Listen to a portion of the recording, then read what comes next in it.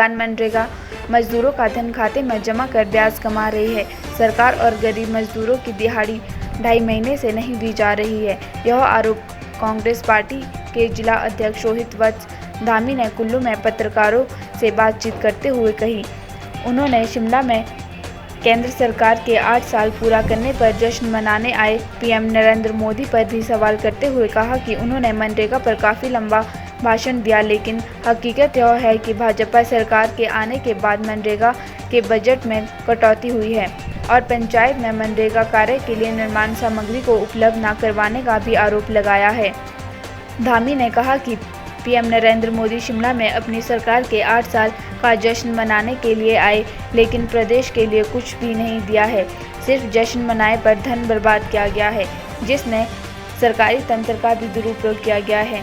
जिला कुल्लू में भी सरकारी अधिकारियों और कर्मचारियों को शिमला बुलाया गया था और बाकी को कुल्लू में हुई कार्यक्रम में व्यस्त किया गया था, जिस कारण लोगों को परेशानी का सामना करना पड़ा है और सरकारी कार्यालय में उनके काम नहीं हो पाए हैं। उन्होंने कहा कि पहले तो मैं आप सब पत्रकार बंधुओं का बहुत बहुत तहे दिल से धन्यवाद करना चाहूँगा। जो आप लोगों ने हमारा कांग्रेस पार्टी का बहिष्कार किया था हाल ही में, उस चीज़ का जो आपने वो बहिष्कार वापस लिया और आज आप सब यहाँ पर एकत्रित हुए हैं, मैं आप सबका तहे दिल से धन्यवाद देना चाहूँगा।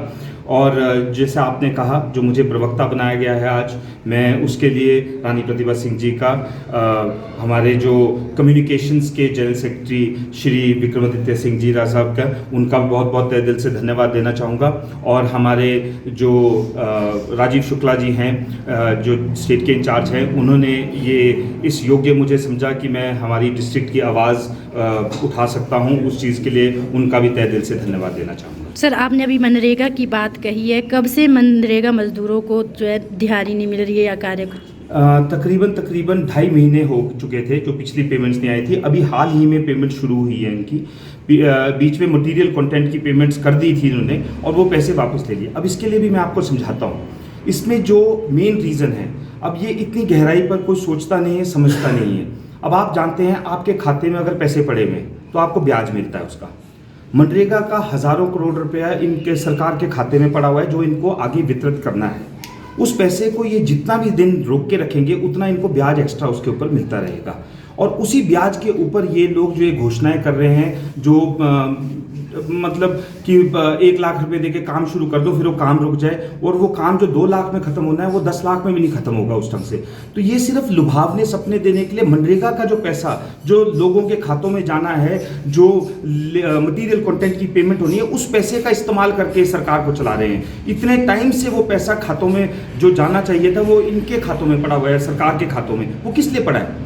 अगर वो आपके खातों में पड़ा है तो उसका जो ब्याज आपको मिला है, उस ब्याज को भी हमें दीजिए ना। मनरेगा के जो पंचायती, उसका हक, पंचायत का हक है उस पैसे पर। हमारे खाते में अगर कोई पैसा पड़ा होता है, जैसे पिछली साल की बात है, कईयों के खातों में 14वां वित्तीय का पैसा काफ़ी टाइम तक पड़ा रहा, उसका ब्याज मेरी पंचायत में मुझे 4 लाख के करीब ब्याज उसका पड़ा था। वो पैसा मैंने निधि में डाल के, जो आप देख सकते हैं, जैसे हमारी पंचायत में सब ने कहा कि हमारी जो लाइब्रेरी है कैसे वो इतनी सुंदर बनी, जबकि सिर्फ 5 लाख मिले थे। पर हमने उसी पैसे का जो 14वें का बचा होता उसका भी उपयोग किया, उस पैसे से भी हमने वो किया। तो इट इज समथिंग जो आप एक लोकलाइज लेवल पे जो पैसा इस्तेमाल होना चाहिए, उस पैसे को सरकार अपने पास रख के उसका इस्तेमाल वो अपनी निजी चीज़ों के लिए इस्तेमाल कर रहे हैं, जिस चीज़ का हम पंचायत वालों को बहुत खेद है।